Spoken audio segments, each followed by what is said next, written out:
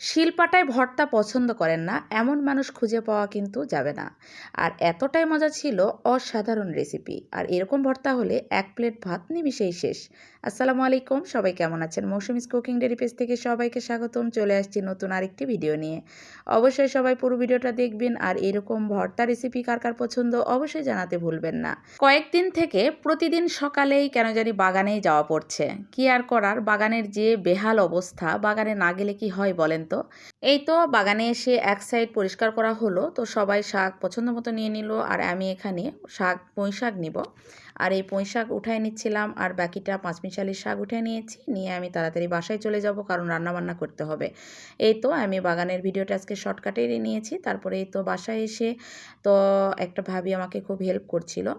আর ভাবি এখন ফাইমাপা কাজ করতে পারছে না, এখন এই ভাবিটা কাজ করছে। এই তো আমরা দুজনে মিলে শাকগুলো বেছে নিলাম। পুঁই শাক ভাজি করবো আর একটা ভর্তা করব। ভেবেছিলাম যে পাতলা ডাল করব, গরুর মাংস রান্না করব। তারপরে আমার ছেলে বলছে, আম্মু গরুর মাংস এবং খিচুড়ি রাতে খাবো, আজকে আকাশটা কেমন মনে হচ্ছে। বলতে বলতে আকাশে বৃষ্টি চলে এসে গেছে, তো খিচুড়ি খাওয়াটা মনে হয় জমে যাবে রাতে।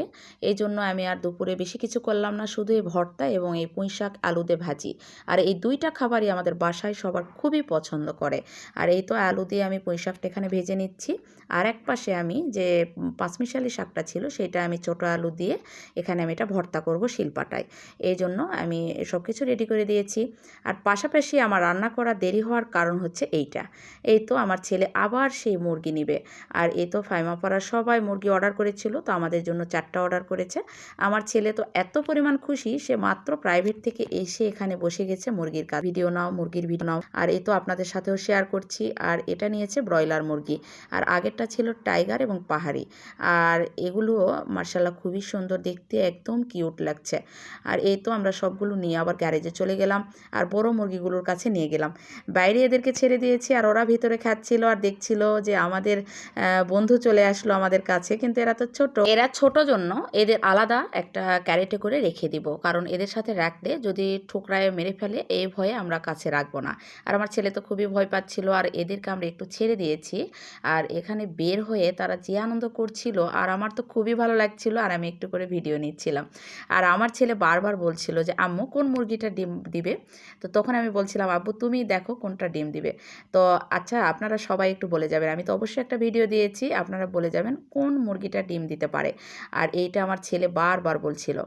আপনারা অবশ্যই কিন্তু বলে যাবেন আসলে এখানে মুরগি কি ডিম দিবে কি না, আর আমরা কি এটা জবাই করে খেয়ে ফেলবো না কি করব, কিছুই বুঝতে পারছি না।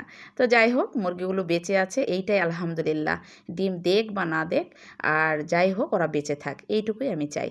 আর এই তো সবগুলো ওখানে রেখে বাসায় চলে আসলাম। এদিকে রান্নাটাও হয়ে গেছে, আর আমি চুলার আস্তে করে রেখে আমি গ্যারেজে গিয়েছিলাম। এদিকে ভাজিটা হয়ে গেল, আর এদিকে আমি ভর্তাটা শিলপাটায় বেটে নিচ্ছি। আর এই ভর্তা হলে তো আমার কেন জানি লোভ চলে আসে একবারে। দেখেছেন কেমন লোভনীয়, দেখেই মনে হচ্ছে শিলপাটায় ভাত মেখে খেয়ে ফেলি। কিন্তু আজকে আমি মিস করেছি, আমি শিলপাটায় ভাতটা খেতে পারিনি, কারণ অনেক ব্যস্ত ছিলাম, কারণ ভাত খেতে খেতে 3টা বেজে গেছে। এই তো আজকে মা ছেলে মিলে দুপুরের খাবার খেয়েছি। আর এই তো আমরা ভর্তা নিলাম, পুঁই শাক ভাজি নিলাম, পাশাপাশি আমার ছেলে মা ছেলের জন্য 2টা ডিম পোচ করেছে। তো দুপুরের খাবারটা আলহামদুলিল্লাহ খুবই ভালো ছিল। তো সবাই ভালো থাকবেন, সুস্থ থাকবেন। আজকের ভিডিওটা সবার কেমন লাগলো অবশ্যই জানাতে ভুলবেন না। আল্লাহ হাফেজ, আসসালামু আলাইকুম।